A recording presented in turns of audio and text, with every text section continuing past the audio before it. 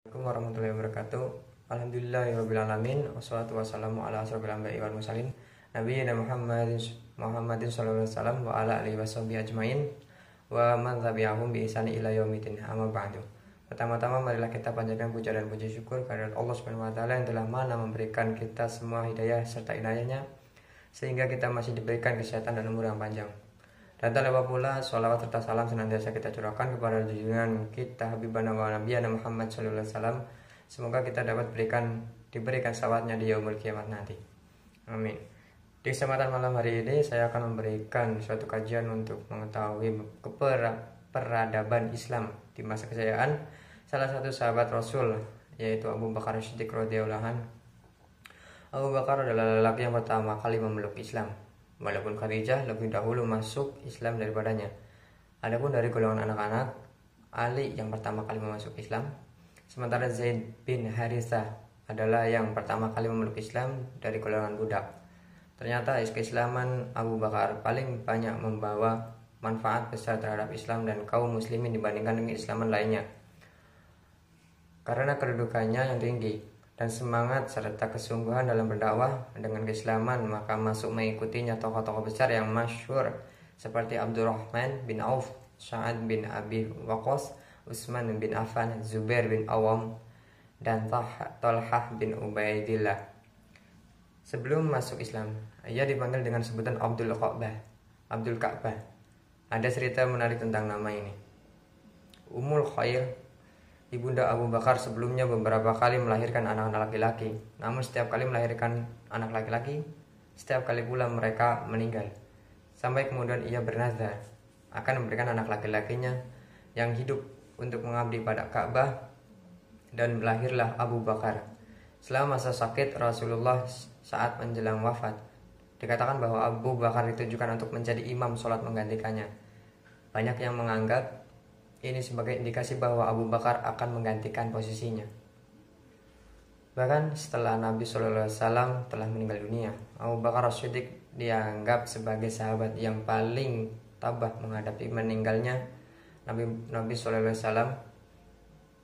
Muhammad SAW. Setelah kematian Nabi, dilakukannya musyawarah di kalangan para pemuka kaum Ansor dan Muhajirin di Madinah yang akhirnya menghasilkan penunjukan Abu Bakar sebagai pemimpin baru umat Islam atau Khalifah Islam pada tahun 632 Masehi. Wafatnya Rasulullah SAW mengejutkan seluruh rakyat umat Islam, bahkan banyak dari kalangan sahabat yang tidak mempercayai kabar ini, sehingga banyak yang bingung menyikapi peristiwa besar ini. Banyak dari sahabat yang tertunduk lesu, tak mampu menegakkan kakinya. Banyak yang lidahnya keluh, tak bisa berkata-kata, bahkan ada yang mengingkari hal ini, dan bahkan ada pula yang sampai mengatakan bahwa Rasulullah tidaklah meninggal.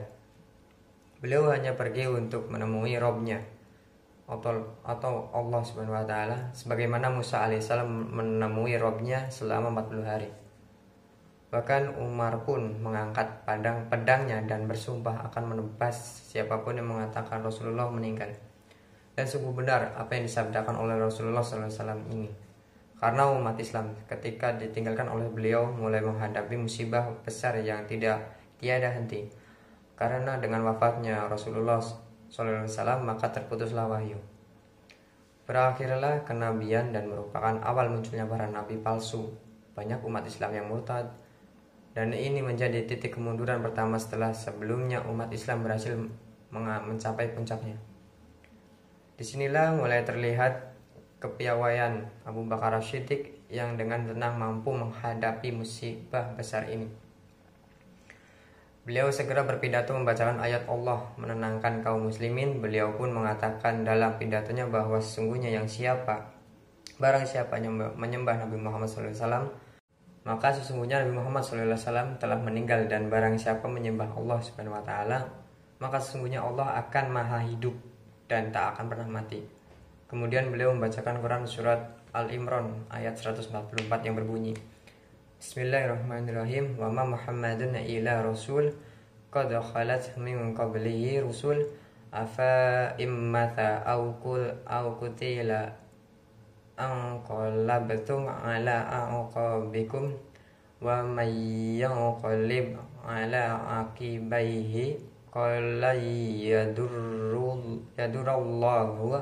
yadurullaha sayyaw wa sayajzillahu sakirin, yang artinya Muhammad itu tidak lain hanyalah seorang rasul. Sungguh telah berlalu sebelum beberapa orang rasul.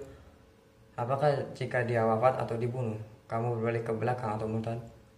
Barang siapa yang berbalik ke belakang, maka ia tidak dapat mendatangkan mudarat kepada Allah sedikit pun. Dan Allah akan memberi balasan kepada orang-orang yang bersyukur. Kesimpulan dari kajian ini ialah setelah Rasulullah wafat, umat Islam berada di ambang pintu perpecahan. Abu Bakar yang saat itu berada dalam pihak yang benar ketika melihat kondisi yang cukup tegang. Beliau berhasil menarik hati kaum Ansor dan mengawali pidatonya dengan melunakkan hati Ansor dan menegakkan keadaan. Barulah setelah itu ia menyampaikan kebenaran akan hadis tentang siapa yang berhak dalam urusan kekhalifahan itu. Kita semua tentu meyakini bahwa kita berada dalam jalan yang benar. Namun dalam dakwah, Abu Bakar telah memberikan contohnya bahwa kebenaran haruslah disampaikan dengan cara yang benar, sehingga tidak malah menimbulkan perpecahan yang justru merugikan. Begitulah kebenaran yang disampaikan dengan jalan yang tidak benar akan sulit untuk membuahkan kebaikan. Pemerintahan Abu Bakar punya jati diri sendiri serta pembentukannya yang sempurna, menyangkut kebesaran jiwa yang sungguh luar biasa, bahkan sangat menakjubkan. Kita sudah melihat betapa tingginya kesadaran Abu Bakar terhadap prinsip-prinsip yang berpedoman pada Al-Quran, sehingga ia dapat memastikan untuk menanamkan pada dirinya atas antara keberadaan kebenaran untuk kebenaran dengan kebohongan untuk kebenaran. Prinsip-prinsip dalam Islam dilukiskan Abu Bakar dengan mendorong kaum muslimin memerangi orang-orang yang menghancurkan Islam, seperti halnya orang-orang yang murtad, orang-orang yang enggan membayar zakat, dan orang-orang yang mengakunya diri sendiri sebagai nabi.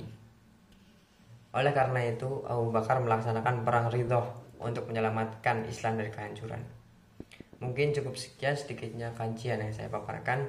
Jika benar datanya dari Allah, dan jika kesalahan maka datanya dari diri sendiri. Kurang lebihnya saya mohon maaf sebesar-besarnya. Wabillahi taufik wal hidayah. Wassalamualaikum warahmatullahi wabarakatuh.